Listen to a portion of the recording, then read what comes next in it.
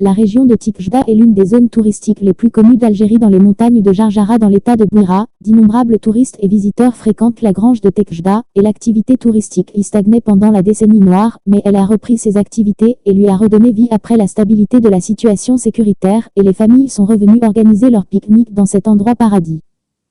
Malgré ce qui s'est passé il y a quelques jours près de Tikjda, et précisément dans la ville d'Al-Ajiba, où les forces de l'armée nationale ont éliminé 14 terroristes, cela n'a pas empêché des centaines de citoyens et de familles au cours du week-end d'atteindre les sommets de cette zone touristique, et d'échapper à la foule. Les villes, samedi dernier, Al-Iwar s'est rendu dans cette magnifique région touristique, accompagné d'un certain nombre de représentants de la presse nationale, considérant que le voyage était organisé par le Bureau de l'information et de la communication BLMCOM, en coopération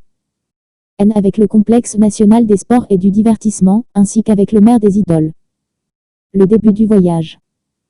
Notre voyage, avec lequel nous avons fait d'une pierre deux coups, une mission de travail et un voyage touristique, a commencé vers 8 h du matin devant le siège de l'Union Générale des Travailleurs Algériens au centre de la capitale. Ce chauffeur de bus était plus fort que ce terrain, et a pu le traverser, pour rejoindre la wilaya de Bouira et précisément vers Ezir. Alors nous avons poussé un soupir de soulagement, car seul un petit temps s'est écoulé et nous n'avons parcouru que quelques distances jusqu'à atteindre Tikjda, les montagnes pittoresques et blanches comme neige, avant que nous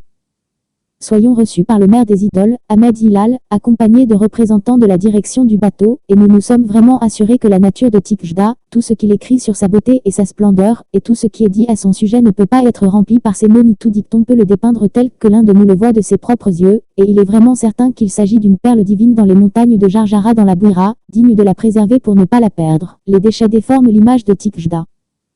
Notre discours sur Tikjda, sur sa beauté et la splendeur de sa nature, ne doit pas nous oublier de parler de ce qu'elle souffre et de ce qui lui manque pour qu'elle reste belle et que nous la préservions et la protégeons et en fassions une zone touristique de premier ordre. Celui qui la visite est certain qu'il décrira non seulement sa beauté, mais aussi sa douleur, ce qu'elle souffre et ce dont elle a besoin des citoyens et des fonctionnaires. Tikjda se plaint notamment du manque d'hygiène, et ceux qui la visitent sont surpris par les déchets éparpillés et accumulés dans chaque coin de celui-ci. Franchement, comme certains l'ont mentionné, le problème du manque d'hygiène est causé par les touristes et les citoyens qui ne respectent pas les lois de jeter les déchets lorsqu'ils quittent la zone en quittant derrière eux se trouvent leurs poubelles, négligeant qu'ils contribuent grandement à la défiguration de son beau visage, alors qu'ils devraient contribuer à la protéger des ordures, et on suppose, comme l'ont dit certains habitants, que les